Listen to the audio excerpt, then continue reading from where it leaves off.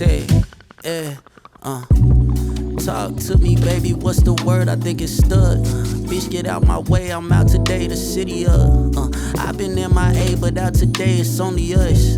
Paranoid, did numbers on my trust, and if I must, check, if I must, one more route and take it to the Alright, guys, welcome back to another episode of Target Talk. As always, we are your hosts. I'm Justin, I got Mike. What up? And as you heard, that is Hesitate from award-winning Pierce Washington, who we got in the building for a second time, man. How you feeling? Welcome back, man. Good. It's good to be back, man. I'm feeling good. I think, like you said, the award season was crazy. It was a good time, man. I think the best part of that was performing in the Bomb Factory, like packed house, being able to look out and do an arrangement with the band and they bring it to life the way they did. Like that was a moment. I had to take my glasses off up there and look out, like, and soak it in and then leave. It was a good time. That's dope, man. That's dope. Yeah, the performance was good. Killed it. Killed it. Appreciate Definitely killed it, man. Yeah. I was up there like proud. You know? I know that guy out there. Man. Hey, man, I appreciate that. That was it. Yeah. Yes, sir. All right. Well, we're going to jump right in. You've been here before, so you know how we do around here, man. Yeah. So yeah, let's talk about that performance at the Dallas Entertainment Awards, man. You wanted to do that before. You mentioned that the last time you were here. Yeah. What did that moment mean for you? I know, like, looking out was a great feeling. How did that feel exactly? Yeah. It was a little surreal. I had my parents in the crowd. That was a moment, right? They were up top, like looking down at all these people and then me on the stage and my name and this and that. I had one of my best friends, Cam. He was my first manager. Okay. And his first boss that he tried to, book through with me, and she ran Axiom. She was there. She had moved away for a while, and she popped up. So it was one of the most full circle things ever, because I got up there. I was nominated for quite a bit, and I had lost everything up until the performance. So at that point, like, I had conversations with Dana Harper in the back that, like, kind of made me look at things a little different, kind of made me feel like, okay, you got to understand your why. You know what I'm saying? And really sit down and be in that. You know what I'm saying? And having conversations with her, I went on stage, did the performance, almost had a tear roll down my eye because I'm like, dude, like, this is... Forget any of the awards. This moment right here is why you came. Like, this is a moment to where you could be like, yo, you accomplished something. Mm-hmm. The crowd reaction, people being there with me. And, like, when I do the call and response, they are responding, and I feel that. People up front with the cameras. Like, it was such a thing. And then when I stepped off, that's when they called Rakim Al-Jabbar. He had one song. Hip hop song, and he stepped off, and we had a conversation. He was like, man, and he wasn't even talking about his award or anything. He was like, man, it ain't nothing like it, huh? Like the feeling when you step off. And we had that, and it was just such a validating thing. Like, this is the why, like what you just did here. And then they called me for EP of the year, like, as we were having that conversation. So it was like, oh damn, like, this was perfect. Like, the segue was so, it taught me a lesson. You feel me? It taught me, there's a reason for everything, but you're always going to be right where you need to be, right? As long as you're patient and you understand your why. So it was cool. Very cool moment. Very cool moment. Now, talking to everybody afterwards, that's when you feel the weight of how many people are in there, because you just got off the stage and everybody's like, oh my God, but everybody. And it's like, oh, I'm tired. I got real burnt out real fast. So I did my best to kind of disappear into the back. But it was cool. It was a great moment for sure. Yeah. Nah, like I said, man, that was dope to see, man.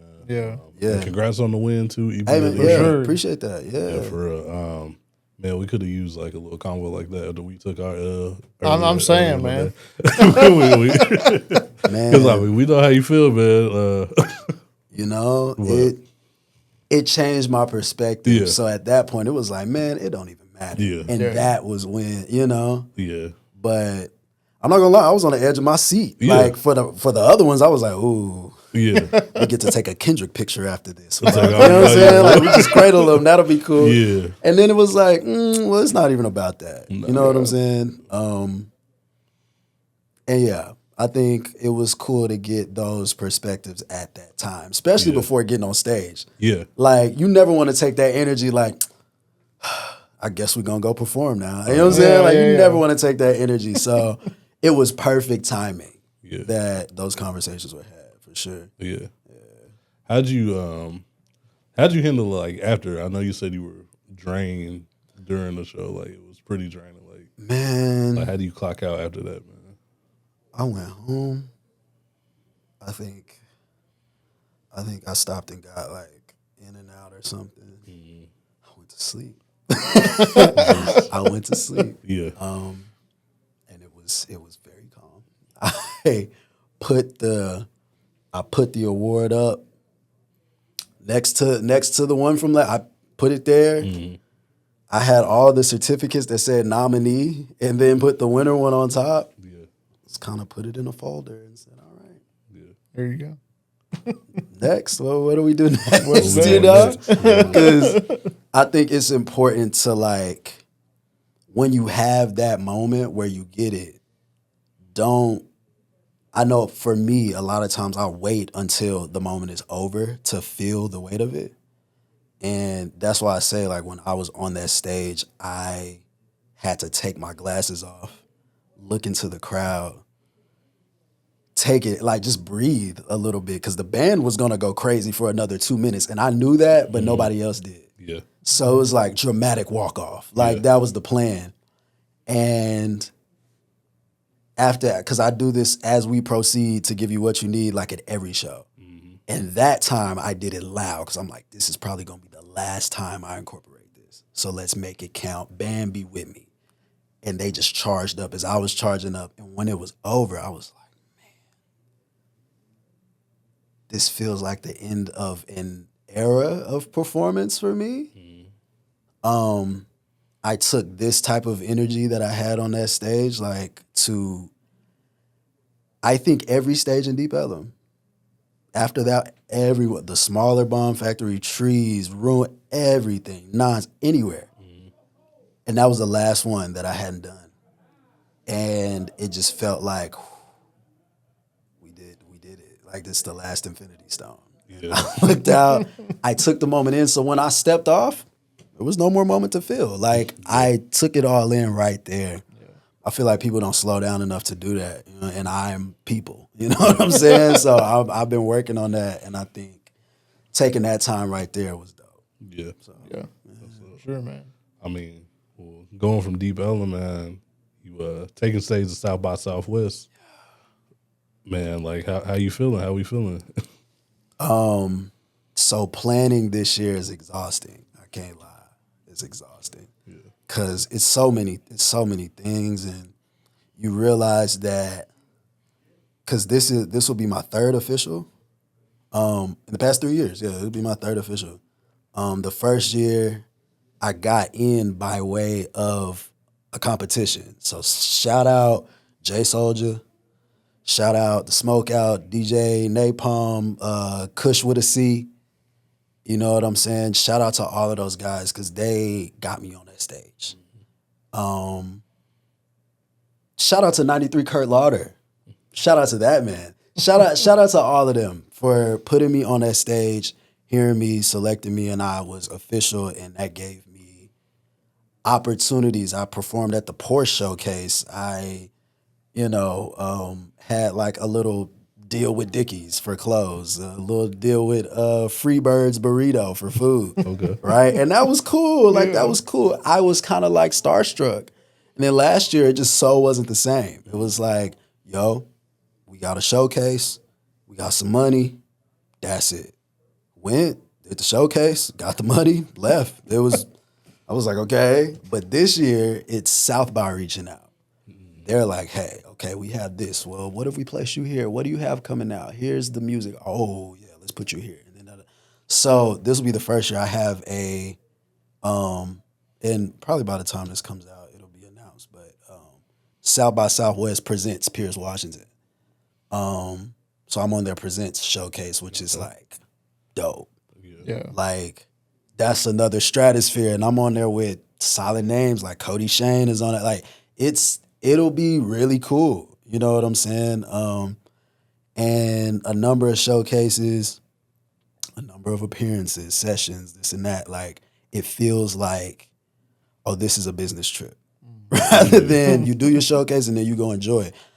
I'm trying to put in time for enjoyment. Like, you know, we're going to try to go see showcases, and we're going to try to see Don Toliver is doing a concert out there. That'll be dope. He just dropped a crazy project, so it'll be cool seeing that live. But yeah, I think right now, getting all the stuff in order is like, you got to take a breath. So the week of, excitement through the roof. Yeah. I'm going to be so excited. But right now, I'm exhausted, grateful, and exhausted. So, yeah. Well, congrats, man. Yeah, congratulations, man. Congratulations to that, man. That's really dope. Yeah. I appreciate that, for real. Yeah. I mean, like, since the last time you were on the show, you dropped the Folklore EP. Yeah. Award-winning Folklore EP. Let me put some respect on it. Yeah, come on, man. my bad. Man. Also, man, I mean, great project, by the way. Appreciate that. Yeah. Also, you did a little folklore tour as well, man. Yeah, man. Yeah, I did. Like, what was that experience like? you had to share no hotels with no strange men. Yeah, yeah. The last time, The folklore tour was hard. Okay. It was difficult. I'd say because I worked in medical IT, medical software, right? The job, like the company filed for bankruptcy on Monday before the tour. Everybody got let go. Everybody. Like that. Like, no one spoke on plans or nothing. It was just over. On Monday, I got tour on Thursday, and we are doing 3 back-to-backs. I mean, Dallas, Austin, Chicago. Like, it was just... So I'm like, oh, damn, okay. Okay, let's pivot. Maybe this is like, you know what, you're gonna make this money on this tour. This is gonna no, that's not what happened. People showed up. It was beautiful. Dallas was beautiful. Austin, you know, you have your technical difficulties, but shout out Front Row Live. It was beautiful. You know, Chicago was beautiful. Shout out to Next Showcase in Chicago. Esther Calloway. Tweet. Shout out Tweet. She was the headliner of, like, we did a festival. She was the headliner there. Okay. And yeah, it was cool. And then we ended up where? New Orleans.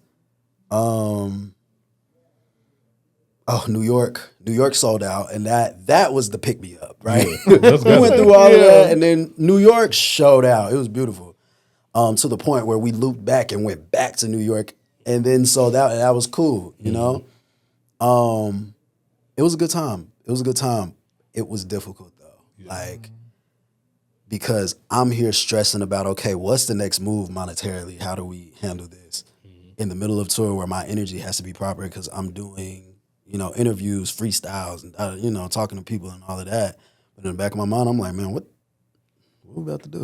Like, what's going on? I gotta go home and them bills gotta get paid. What was happening? So yeah, it was hard, but it was rewarding. I think it's the reason I'll be able to go back to those places. It's the reason I'll be able to spend a lot more time in New York. Shout out to New York. They showed a lot of love. And Chicago, a lot of love. Yeah, I was able to work with a few people out there. Went to Classic K Studios. Cool people in there. So yeah, it was dope. That's dope. Does Sweet got new music out? Or was she performing like the classics? No idea. Okay. She was performing them classics. Okay. That's what I didn't know she was smoking cigarettes, man. Okay. She getting down. Getting down. Yeah, okay. They was feeling it. So, and then, right before she came on, they played the R. Kelly circuit. Okay. And I was like, oh, okay. Yeah, I mean, but you got to know the crowd. Like, everybody came out for a tweet, they going to run the R. Kelly circuit. I was like... Yeah. They gonna step side to side. I mean, they deep cut R. Kelly. I mean, album cut.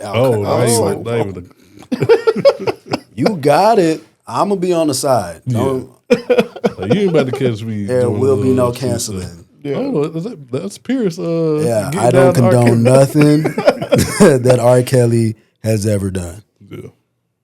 Illegally. Yeah. Right. Now, I Believe I Can Fly is ironically. I Believe I Can Fly. Yeah. Ironically. They should not play that at any kindergarten graduation. They should stop that. Yeah. They should. Right. Yeah. Okay. Step in the Name of Love at the wedding. It happens. Sadly, it is a classic, but we should not support R. Kelly and his endeavors. Right. Yep. I'll leave it there. Exactly. All right. He don't get paid off his music anyway. Look, PSA. Yeah. Right? PSA. Man, well, you got South by Southwest coming up. You had the folklore tour, man, but you had the entertainment awards. But in December, you had arguably your biggest show, man. You stepped out for us. It's called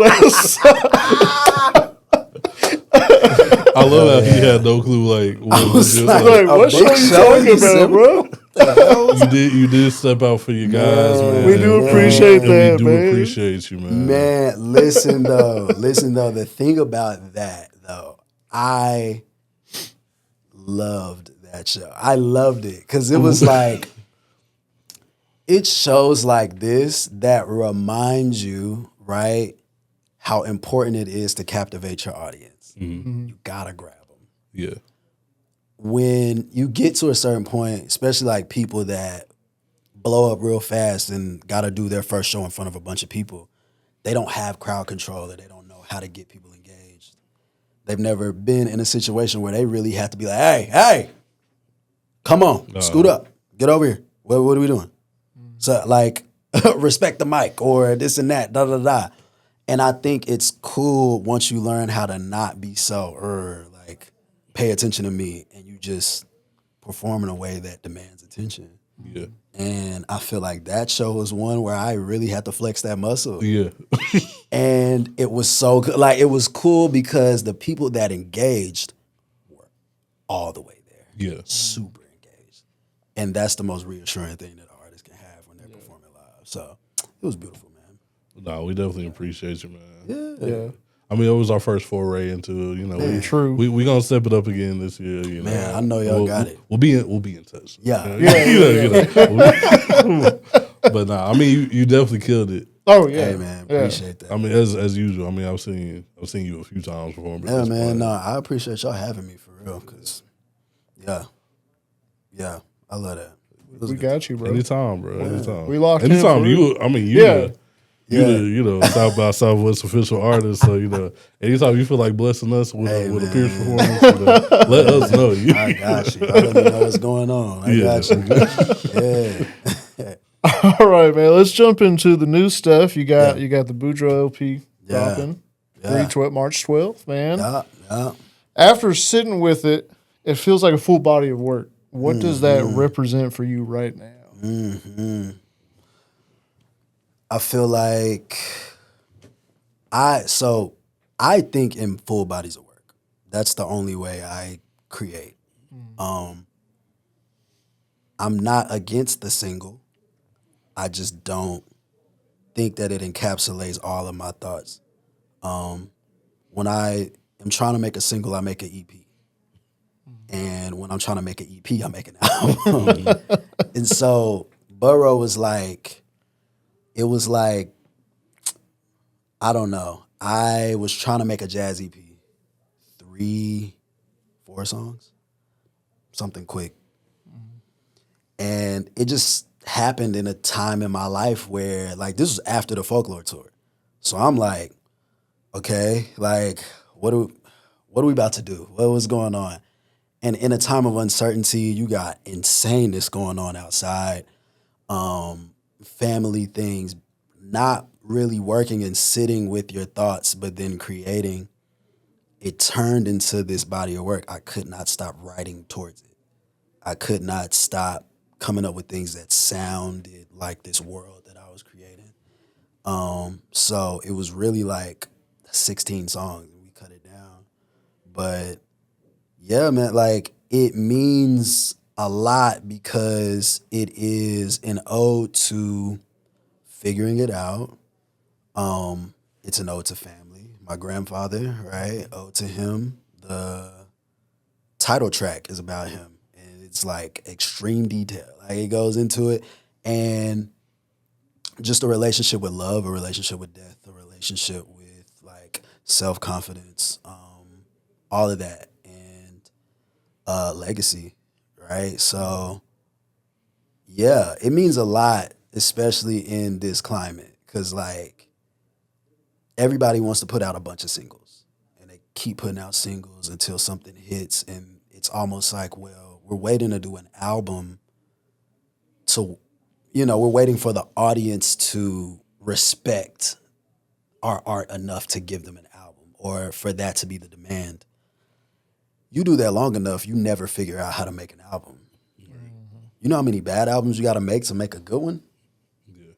And people are focusing on making the single when in reality, not many hits are coming from singles.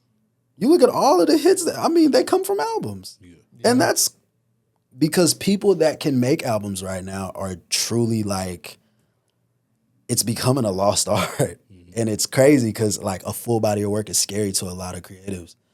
But you gotta jump into it. You gotta surrender to that. Yourself to it. And I think this was me like fully surrendering and not giving a damn of, oh, maybe they're not going, it doesn't have a hit on it. Or wait, this is a jazz album. I'm pouring my heart out. It's a full body of work. It's cohesive. It goes together. One song flows into the next. Extremely proud of it. Like, and I think at a certain point, people will realize like those are the songs that move. That's the work that moves. So, yeah. I think you got a good point there. I think a lot of times when these artists, they say like, "Oh, new single dropping," and it doesn't even really move. Like, like it'll have a little like couple weeks, and then it just falls off. But it's nothing to eat. Yeah, Yo, got a piece of gum coming out, and people been like starving. Like, oh my God, like, and that's why I respect J. Cole for the double album. Yeah. Especially if he's saying this is last. Now, the conversation on how the album is, whatever. Right? I love J. Cole. I love J. Cole. But J. Cole is Tyler Perry to me. Oh, hold on. Oh, okay. Okay. PSA, people are not going to like it. People are not going to like it. This is a moment where you must separate Tyler Perry as a person. Because I'm not comparing J. Cole to Tyler Perry as people. I feel like I know exactly where you're going with this. Me and Justin just had a conversation about how I don't like Tyler Perry movies. Oh, yeah. So. See, and this is the thing, right? Let's get into it, man. Okay. Come on. So this is why I say this. Tyler Perry, right? He has a certain demographic. Mm-hmm. He comes out with a movie, you know exactly where it's going to go. Mm-hmm. You don't have to worry about it. Yeah. It's comfort for a lot. And the people that love Tyler Perry movies, they love Tyler Perry movies. Love it. Yeah. And he know that. Right. Of course. Those same people will say that they love his plays even more. Mm-hmm. He was great at making plays. Mm-hmm. J. Cole, I don't know if y'all saw him talking about his albums, what he deems an album. Yeah. His mixtapes, people loved way more than his albums. Mm-hmm. Mm-hmm. And he came out with classic albums for his demographic. Absolutely. Mm-hmm. However, Tyler Perry is not winning an Oscar off of a Medea movie. No. It's not in the same creative category. It's not. It can't be. Yep. Because he's good at the thing that he's doing. Right. It's not a multifaceted thing. He's good at it. Like we know the artist Taraji is in a 360 with him. You know, Michael E. Lee got like, I don't know, 180 with him. You know, like that is what it's gonna be. Cool. Now with J. Cole, we know we're gonna get great raps and classic beats every time. Great raps and classic beats. And this album, great raps, classic beats, creative through line. Not really. Nah. But both of them are good and they understand their demographic. They preach, uplifting their community and da-da-da. However, right, Tyler Perry, when it comes to his community, all right, having a monopoly on what uplifts the community is not really uplifting the community, right? You don't have any other writers. You have enough money to empower someone who is going to win an Oscar. He could have paid for Sinners by himself. Yeah. He didn't want to do that. He right. He's not as good. He's not as good, so he can't. Yeah. He would not, it had to be a Tyler Perry production. And Ryan Coogler, as a creative, and maybe as the same person, was like, why would I do that? I'm saying, no, that limits it so much. Yeah. Now, J. Cole, right? Love him. However, I think that it lacked the creativity to show that he sits on that throne. Like, being great at rapping is great. Being great at energy is great, right? Playboi Carti has great energy. He is not a great rapper at all. No, and I don't even think he great energy. He doesn't have to be a great rapper. Right. He doesn't have to be. Yeah. The energy is there. Why would we ask him to do a lyrical miracle bar? Yeah, no. We wouldn't. Now, J. Cole, we know we're gonna get lyrical miracle. We know you're from Fayetteville. We know that you're considered one of the best. We know that you grew up poor. We know that your mother's white. Right. We know these things. And that's cool. And he's going to tell us in the best way possible. Album. In the best way possible. That's cool. And that's what I'm saying. But like my thing is every album is about I'm from Fayetteville. It got sick out there. I'm one of the best rappers ever. I love hip hop. My elders, Nas in them. Yeah. And I'm cool with Kendrick and Drake. Yeah. And sometimes we have a conversation. Yeah. But I be rapping. And I bet y'all won't rap better than me. They'll throw one in there like, I cheated on my girl once. Boom. But, cheated on her, but we in therapy. We good now. And then I'm so rich, man. My partners call me and they talk about another one of my friends that died. Damn. Yeah. Times 7. All right, that's the next 7 songs. And then you know what? Now that I think about it, I do got kids and I love being a dad.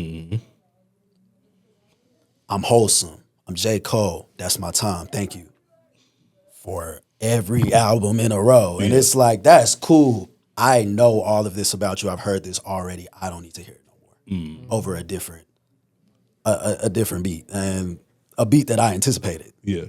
Man, get like what? Play the maracas or something. I want to hear something else. You know what I'm saying? Yeah. And I appreciate him, but in that way, he's exactly like Tyler Perry. I knew what I was gonna get. As soon as I pressed play, I was like, oh, trap song. Like, oh, they wild in the 2-6. Look at you. Yeah. Are they now? Okay. So Yeah. So yeah. Shout out to J. Cole, Tyler Perry, and Taraji P. Henson. Shout out to them, man. For sure. I appreciate it. You might be the first person like on the microphone to compare like J. Cole and Tyler Perry. But I love it, man. I mean, and you put it together with it makes sense. It makes so much sense. Yeah. And it's a cult of people out there that's gonna hate that. Oh yeah. Are you telling me two cults? That, you know, piss off two fan bases at the same time. But I think 2026 we start having hard conversations. Okay. And you J. Cole fans need to face the music. Just the Drake fans just had to do it. They just had to do it. They faced music that they didn't. They're so quiet. Again, I enjoy Drake's music. I enjoy J. Cole's music. I enjoy Kendrick's music. But I am not above criticizing things that I love. Yeah. And y'all need to learn to do that. There would be much less beef. Because in conclusion, right, J. Cole is Tyler Perry. I rest my case. Case closed. Yeah. Man. Case closed, man. Crazy. Back to Budrow, man. Yeah. Like where did that title come from? My grandfather called me Budrow, like in passing, right? And it was funny because he was one of those like, "Oh, what's up, Jack? You know, what's going on? What you say, Budrow? Da da da da. What's going on?" That was his jam. Yeah.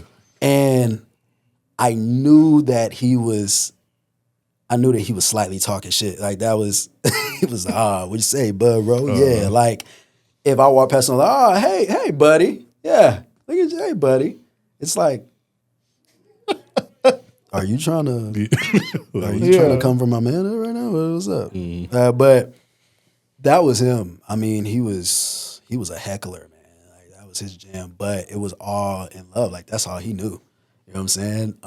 Was to poke the bear, and that's how he showed love. But like, he was older, man. He came from a time where all they did was like work and fight. Like that was, he's from the country, man. So yeah, that was his jam. But as he got older, it was a term of endearment because he'd say it when like he was weak, and it was cool. And it was funny when I brought it up to my grandmother. She was like, I don't even know what that means. What is that? And I was like, well, I looked it up. Like, it was literally a term of endearment that they used, or like, I don't know, condescending. I don't know. It was something. But he called me that all the time. It was like, well, you know. And once I brought that up and realized, oh, he just called me that, I was like, oh, that's special. Live. And I came up with the concept when I was sitting with, like, we was having a conversation. You know what I'm saying? He gave me my first jazz record, Ahmad Jamal. I think it was the Quartet, their 4th volume.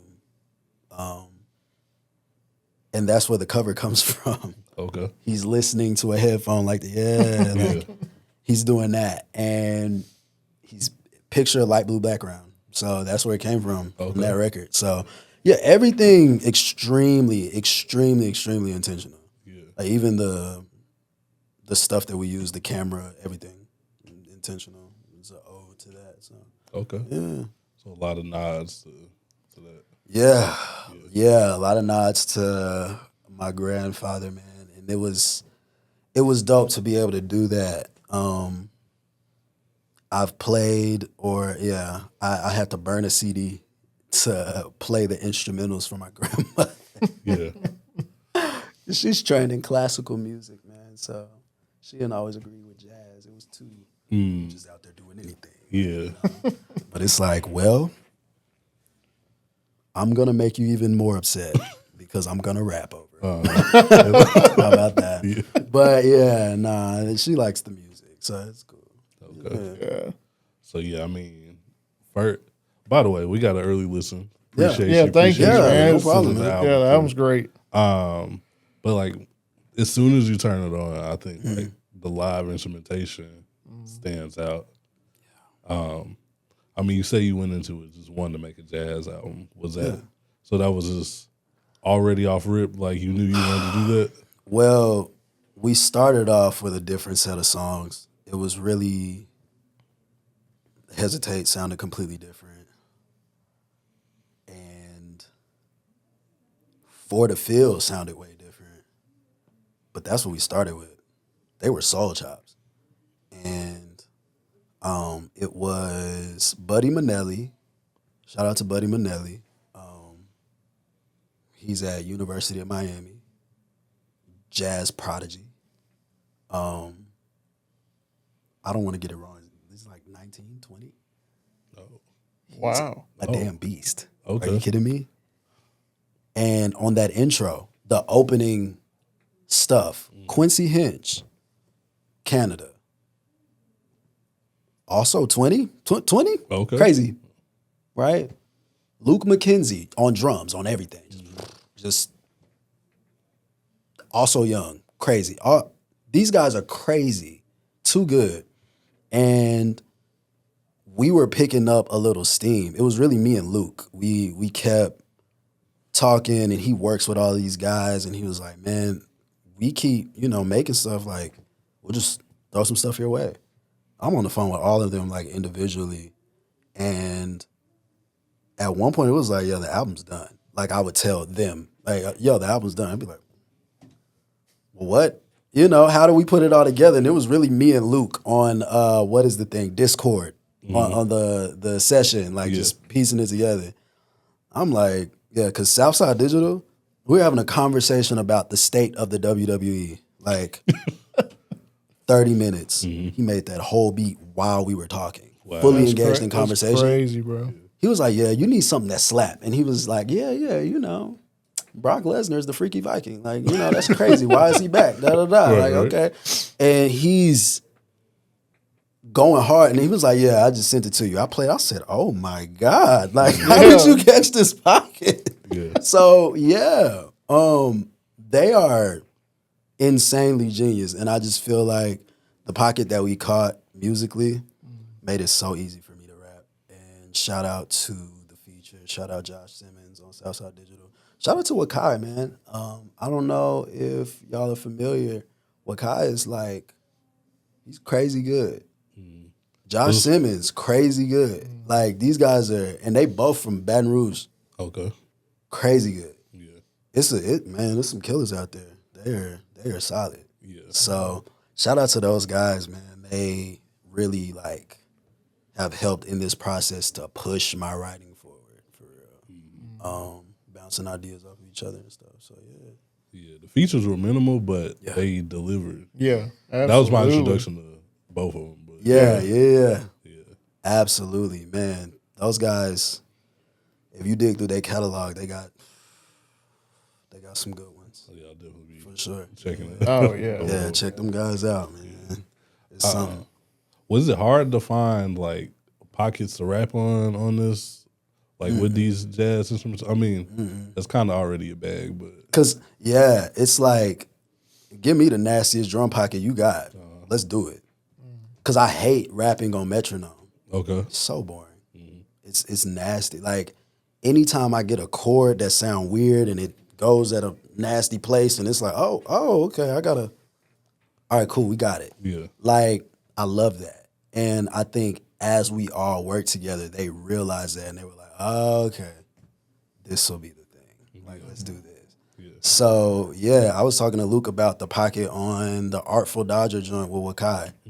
Nasty pocket. Nothing ever hits on the 1 or the 4. Like, it never hits correctly. It's just around it. A bunch of drums around it, just sprinkled around, and it's like, oh, this is fire. You never know when it's supposed to hit, but the rap keeps you on time, so it never feels like anything is off. So, playing around, you gotta use your vocal as percussion. So, it's fire. Yeah, I think even on even on Hesitate, like I love the choice of the flow you did. Like, like that was an intentional choice. Like, you could have just really was rap with the metronome. Yeah, because I was really rapping with maybe the bass line. Like, I wasn't rapping with the drum. Yeah. I wanted to catch a pocket on an instrument, and maybe it was the sax. I really wanted to catch a pocket there. Because that's the thing with jazz. You can go off and do your own thing, and as long as it eventually finds its way back home, it was great. Like, no one will be able to tell. So studying how to chop that up and then put lyric over that is my favorite. Yeah. Well, speaking of lyrics, man, on the title track, you said, I was questioning my God at a young age. That's pretty heavy. Yeah. So what went into making that record? So that one, I want to dark room, like recording that dark room. I wrote the whole thing in maybe like 30 minutes. It was easy to write. It was initially like Song probably would have been like 5 minutes, 6 minutes. That part, not the like first little section, but that part, yeah. Real heavy lyrics, and they touch on like all types of stuff. So like questioning God at the age of 10, right? That's when I lost my other grandfather at 10. I think that was the first time I was like, oh, like God, like questioning my root and like, oh, God does everything for a reason. Right. And when you can't find a reason at 10, it's like, well, what? Like, why was that a reason, you know? So that was the questioning. And then I guess that kind of speaks on like my ever-present relationship with God, life, death, and love. Like, I do believe that those things get placed there for a reason, right? You just don't see it until you have a personal relationship with God. You know what I'm saying? I feel like when I was young, I had no choice but to have connection through a mediator, whether that was my parents, whether that was a pastor, whether that was, you know, they taught me how to speak. But once you wipe out the middleman and you have a connection that you can depend on more so than the middleman, it's like, okay, now death means something different. Now life means something different. Now love means something different. Like all of that. So yeah, like I was speaking on that a bunch. And yeah, it's a lot interweaved in there. Like the emotion is there. And even from a mixing standpoint, like I didn't even, like that's raw recording. Like I didn't even want to touch it because I wanted it to be felt in that way. You know what I'm saying? So Yeah. yeah. And like as that song progresses, I notice like the drums kind of pick up. It kind of feels like anxiety kind of picking up at the same time. Like, was that intentional? Absolutely. Yeah. I wanted it to feel the way I would feel when I listen to it back. When I listen to it back, what I'm hearing is a story of me at a young age trying to figure out death. And then I go through the pinnacle moments in life where death was introduced, right? Like being in a life or death situation. And then life with having a child. Like there's a life situation, and then death of a family member, death of a close friend, near death, at the end, like right when you're getting at that regret that you feel if you didn't say everything you want. Like it goes through the timeline of my relationship with life, death. And it's getting louder until it comes to a stop. And when it comes to that halt, and I say like, I'm sorry, like at the end of that, then there's a voicemail from my grandfather. And it was from a missed call, like earlier that, like this is probably, if not late 2024, early 2025, where he's there just calling, trying to check in. He's like, man, I hadn't been able to get a hold of you, like, what's up? But I had just said, like, damn, I did not call enough. I didn't answer that call. I was making these promises on like coming through to visit, and I didn't, because it's like, oh, you got time. And it's all of that, and then it's quiet, and my anxiety starts there because you hear the reminder that you don't have time. So yeah, that's always been like a difficult listen. You know what I'm saying? Yeah. I think that's one that I probably won't perform for a long time. But definitely not off rip. Yeah. Right.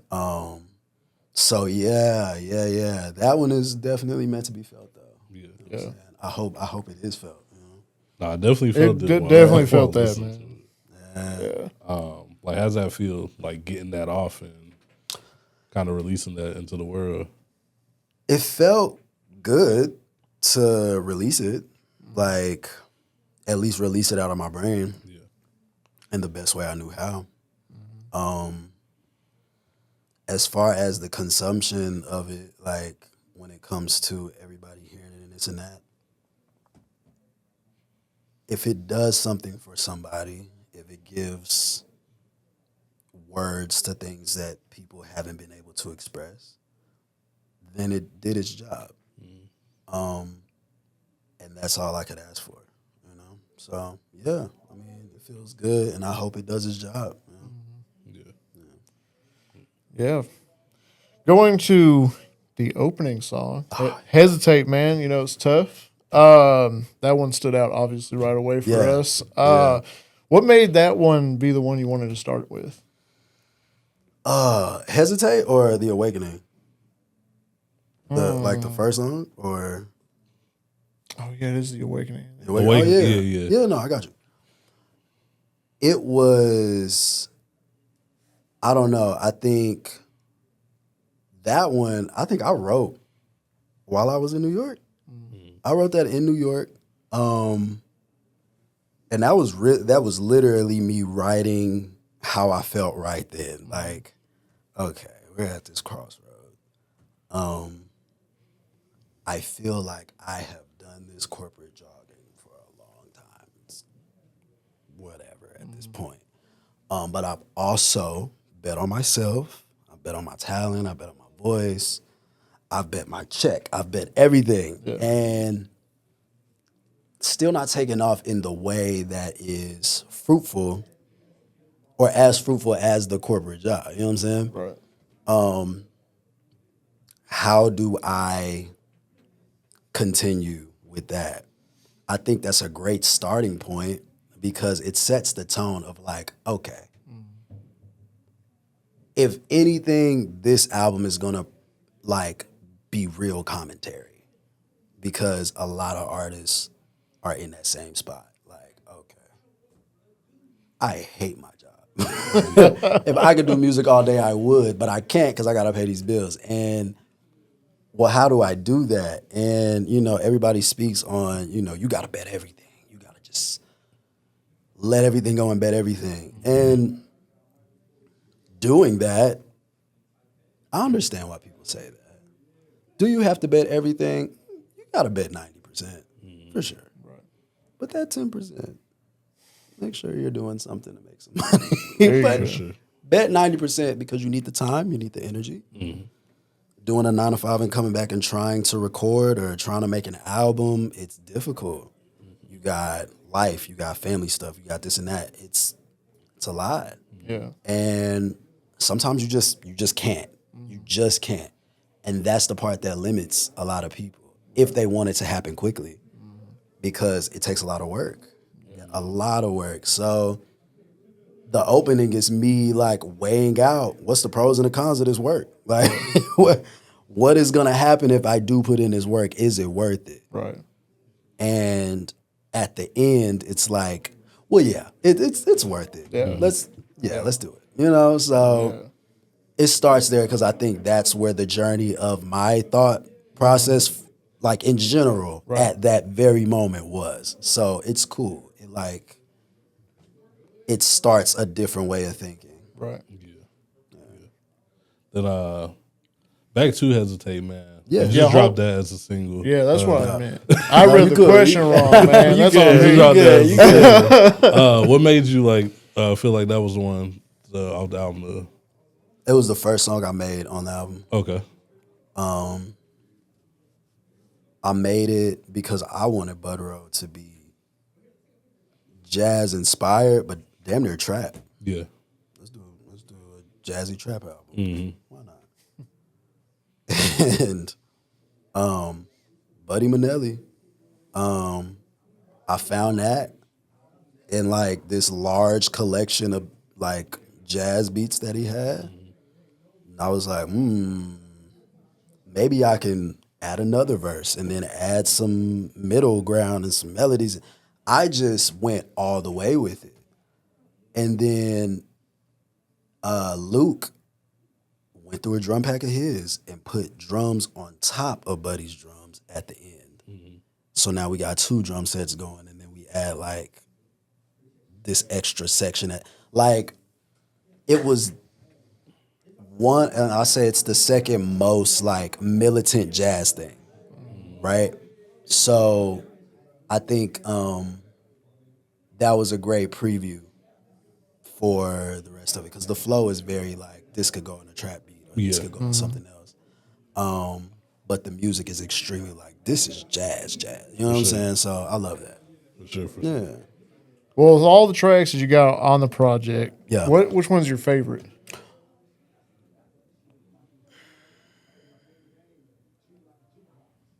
My favorite one has to be Smoke Intermission. Okay. It was fun to make. It was fun to make. It was really, really fast. And that was my favorite, man. I think it just flowed easier than everything else. That or Artful Dodger, just because I'm like, man, we was on there rapping. I love like to be able to catch a super weird pocket and we're just rapping. So that was, yeah. So those two, that little transition, I love those. Yeah. What did you have it might be the same answer, but what did you have the most fun, like the process of making the song? What song was?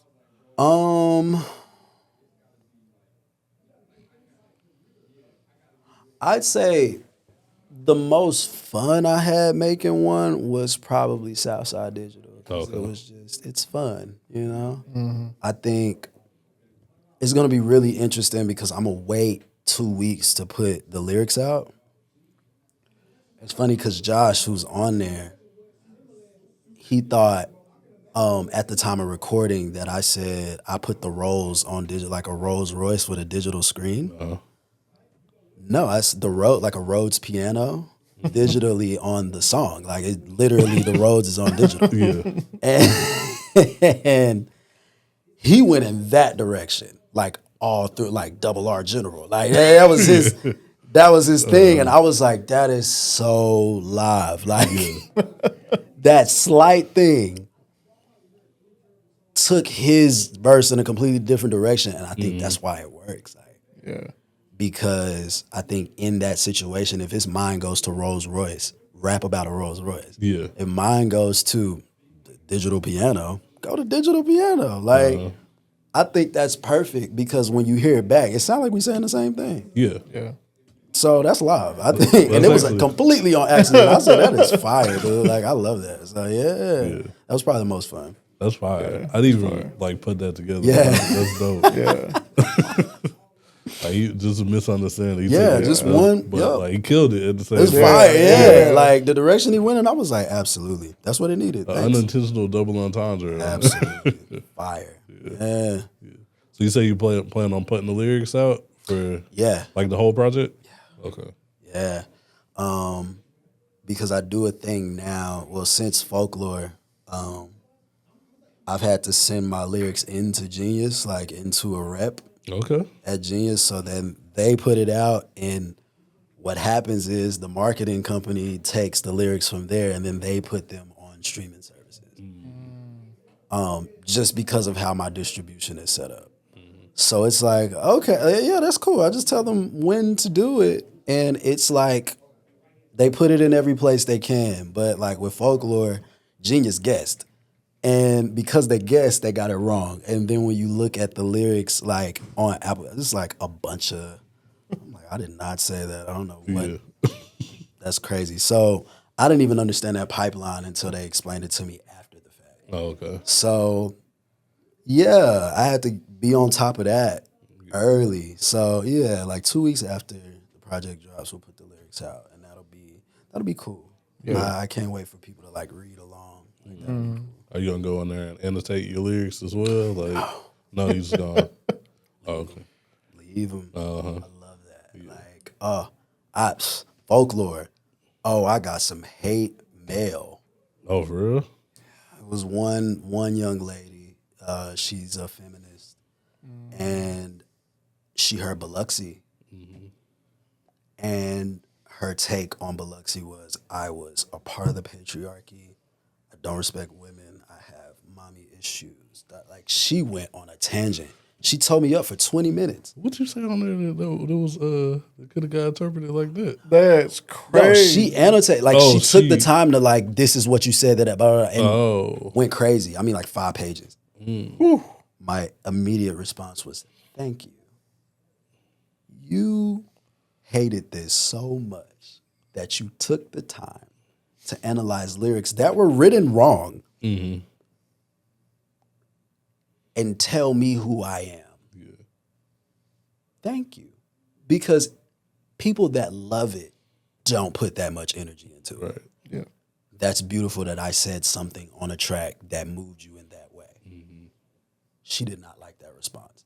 However, she didn't like that response. But that was my genuine response. And then I sat and I talked with her like, hey, like right here, you got to understand I'm not talking about the same person all the way through. These are different recounts. And this is like, actually, the song is not even about a woman from Biloxi. She's from Louisiana. How about that, right? Like, let's talk about it. Let's do it.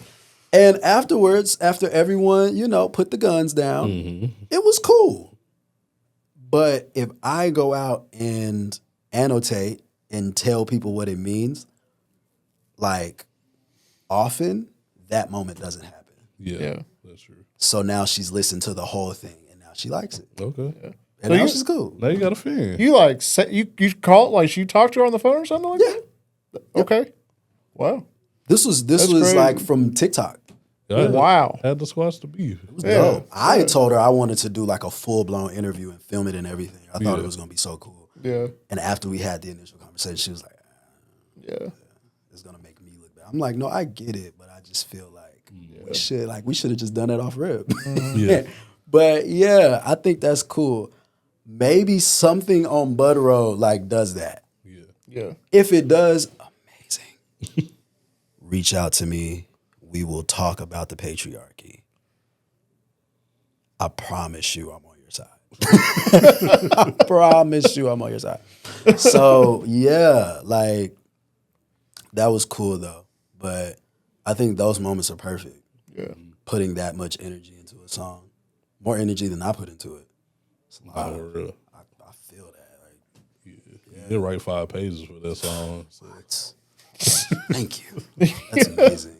Yeah. That's dope, man. Absolutely. Wow, man. So with everything that you got going on right now, which you got a lot, sounds like it's going to be a busy year for you. Yeah. What's your main focus as of right now, or just in general? All of it. I think that I'm in a position to where taking my foot off the gas is not an option. There are a lot of opportunities, and to go where I want to go, I have to knock all of them out the park. And with that, I have to believe that I'm going to knock all of them out the park. But I also have to believe that the ones that need to be there will remain there, while the ones that don't need to be there will fall out of place. And be okay with that. Because like my main goal is the music, right? And I feel like I am in relationship with music, right? And let's say music is a woman, right? We'll say it's a her, right? I have to treat her with respect. I have to pour my all into her.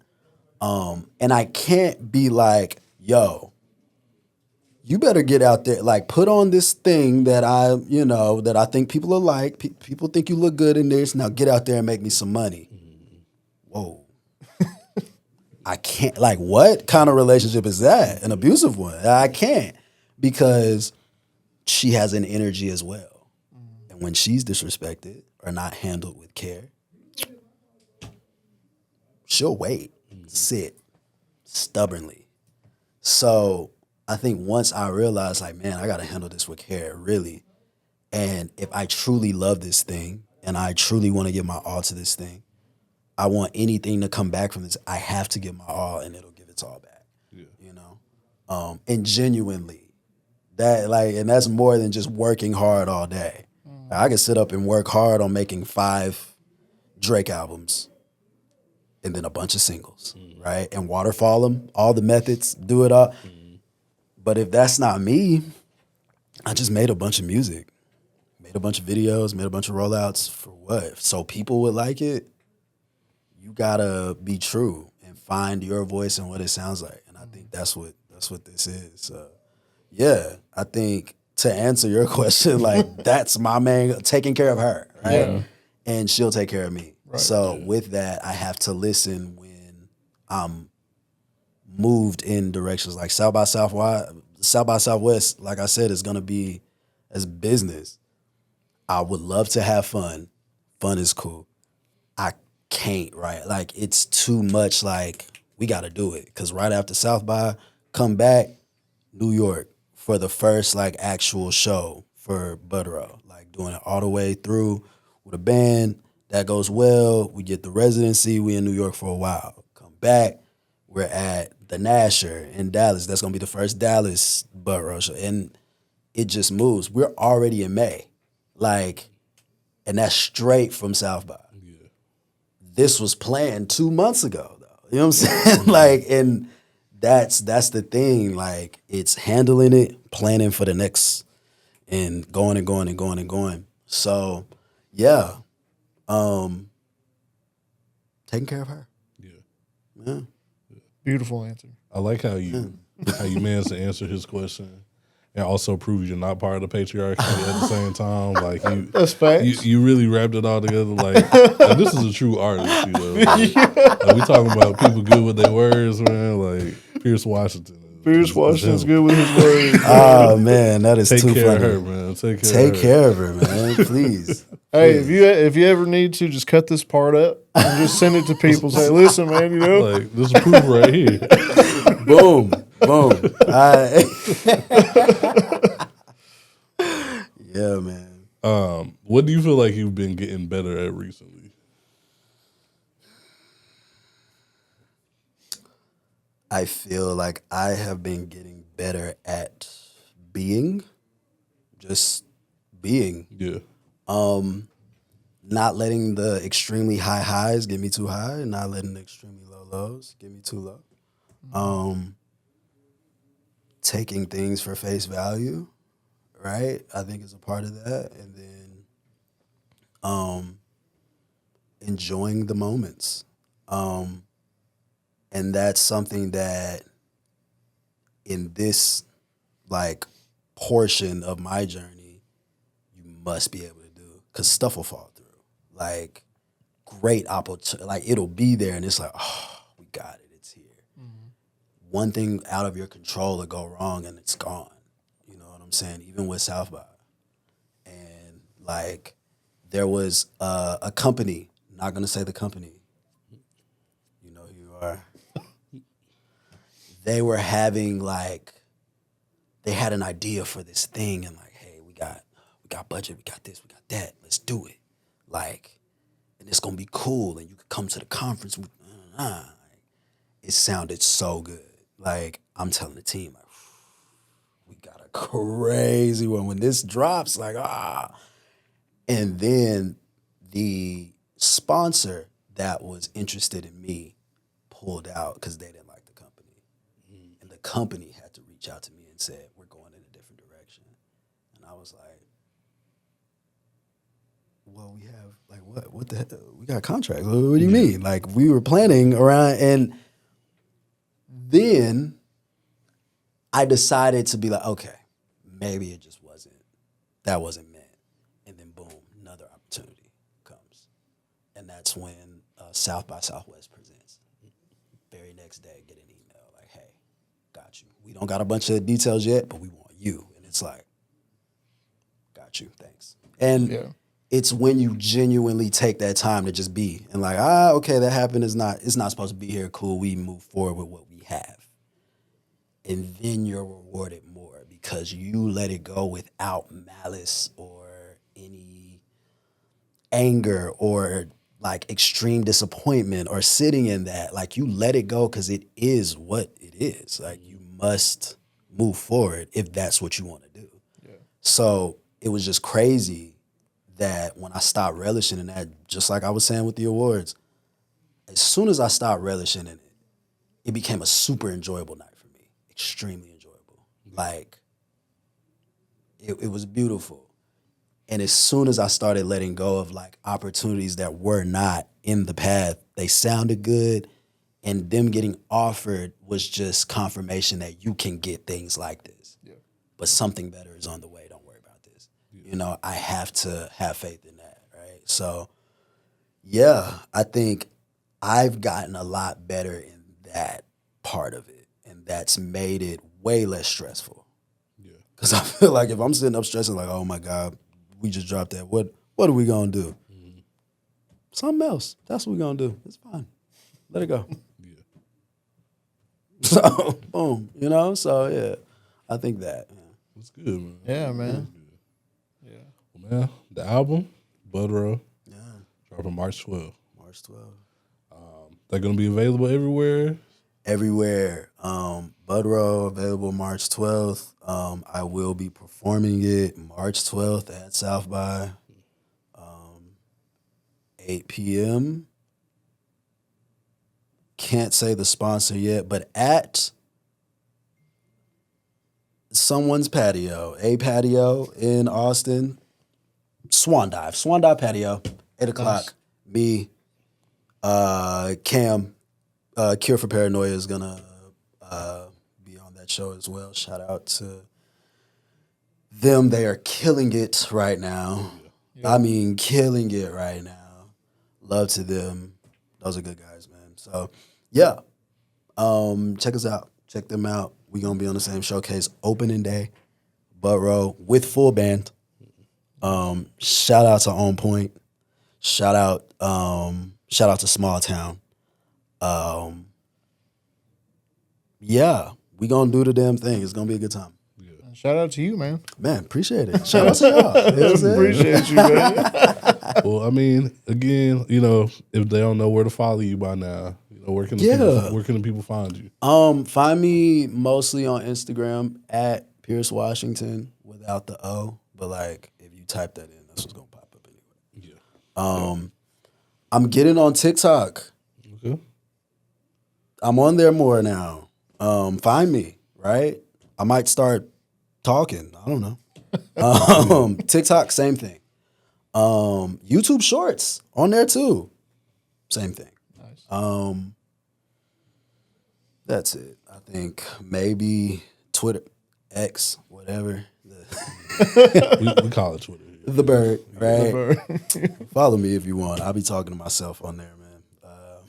I'll be nerding out on there, making comments about wrestling and chord progressions and shit like that. So, hey. Find me everywhere, right? But most importantly, find me on your streaming services, your favorite one. So I love it. Yeah, for sure. Stay tuned, man. Budrow is coming out March 12th. One more time, we got to just shout it out. Man. Great album. Stream it. Preferably buy it, you know. Man, buy it. Buy it for sure. That pre-release is coming out soon. Okay. Buy that. Go ahead. Buy it. I'm making it cheap. Very cheap, pre-release only. But when the album comes out, full price. But pre-order, cheap. Okay. Get it. Okay. I mean, $5. Get it. Go crazy. You're going to spend $5 on something way worse. $5. Yeah. Might as well spend $5 on a great album. That's all I'm saying. Don't put that food in your body. It's processed. $5. Don't buy that coffee, man. What you doing? From Starbucks? In this climate, don't do it. Don't do it. Okay? Get Budrow. It's healthy for you. That's right. That. That's music for your soul, man. Yeah. Well, hey, man, once again, we appreciate you coming by, man. Yeah. It was a great time. Through, man, I appreciate y'all. Always. Always. No, you're welcome anytime, man. Anytime. Absolutely, bro. I appreciate y'all and this platform. You feel me? Thank y'all for this. Y'all been putting on bangers and interviews. I saw what was it? Was it potato salad? Was it coleslaw, man. Coleslaw. Yeah, coleslaw. We have shout out for Dust. Man, the coleslaw question. Yeah. I mean, shout out to Nojo. Yeah. Nojo got us going crazy. That went crazy. To this day, we still shout out my boy, man. Because I absolutely Justin Bieber and Keisha got you can hear it. That's the crazy part. You can hear it easily. Yeah. And it's such a you close your eyes and oh damn, yeah. boom. Yeah. So shout out, man. And that's just no joke, bro. Yeah. Yeah. He thinks on a different plane. And that's why he's so good at rapping. Yeah. Like, Yeah, he's so good at rapping. He thinks on a it different ties plane. together for Yeah, sure. I can't think of half of the bars that he put together. Yeah, facts. His brain just worked different. Like he got it. Yeah. But that's my dog, man. But yeah, I appreciate y'all, man. Yeah, That's man, what's for in. sure. Likewise. But until next time, guys, we out. Peace. Peace.